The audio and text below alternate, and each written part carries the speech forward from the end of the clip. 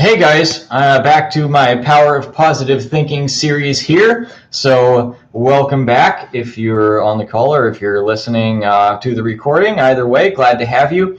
Now, if you're not familiar with this particular series, just real quick, what I'm doing here is I read the book, The Power of Positive Thinking by Dr. Norman Vincent Peale, and every single week I'm going over one little part of that because it was a lot of actionable advice in that book that I wanted to take advantage of, but I realized that I couldn't do it all at one time because it's just too much. It was overwhelming. So I'm breaking it up to one little piece at a time, and I'm focusing on that little piece for the entire week, and I'm doing this live to share it with you. It keeps me accountable to some extent, and you are more than welcome and encouraged to join me in that effort.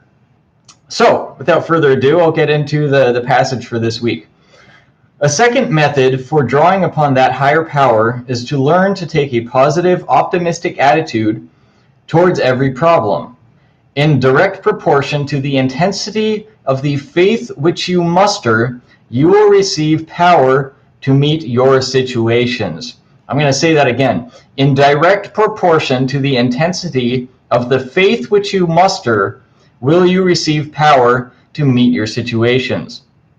According to your faith, be it unto you, Matthew 9:29, is a basic law of successful living. There is a higher power, and that power can do everything for you. Draw upon it and experience its great helpfulness.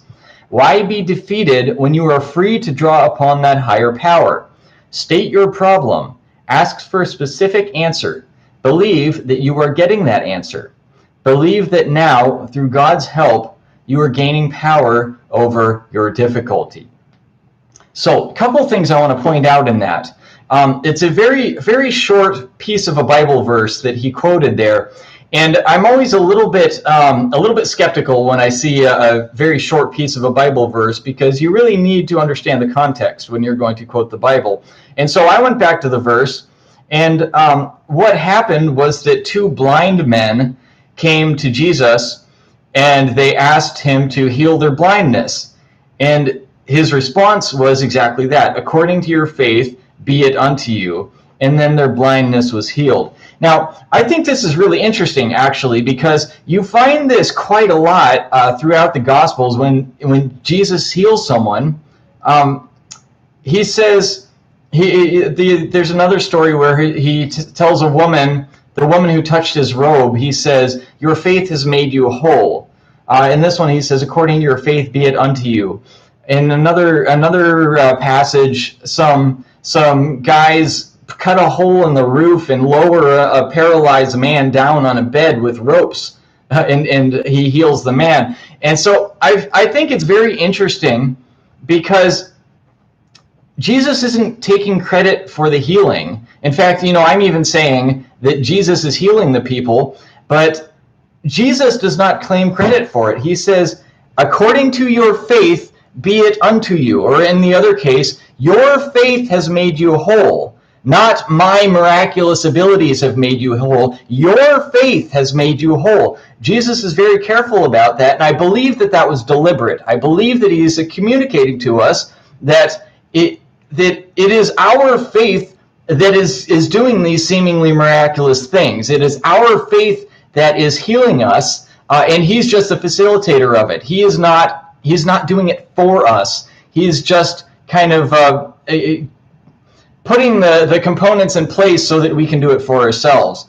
And so when you realize that you have incredible ability to access this higher power that he's talking about in the passage. And if according to your faith be it unto you is an amazing, what would you say, just a phrase to have in the back of your mind going through life, that if you have faith in a positive outcome, that will create a positive outcome. Whereas if you have faith in a negative outcome, that will create a negative outcome. And you have the choice, by the way, because an outcome is something in the future. It's something that doesn't exist yet.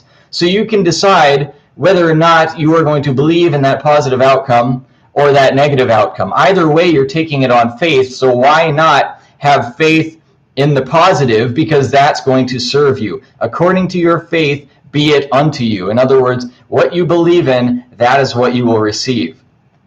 And so that faith helps you to tap into the higher power that he's talking about in the book here. And so I want to get into the second part. He says, state your problem, ask for a specific answer, and believe that you are getting that answer. Now, I've done this many times, and the success rate is 100%. I think well, there are two problems that people run into. Number one is that they don't believe it in the first place, and so they never even try it. And number two is that people have a difficult time quieting their mind. The Bible says that the Lord speaks in a still small voice. So what you need to do, if you have a problem or just anything really that you want guidance as to what to do, or you want to know the best way forward in some situation, ask God, ask this higher power that you have access to 24 hours a day, 7 days a week. Ask the question and then sit down and be quiet.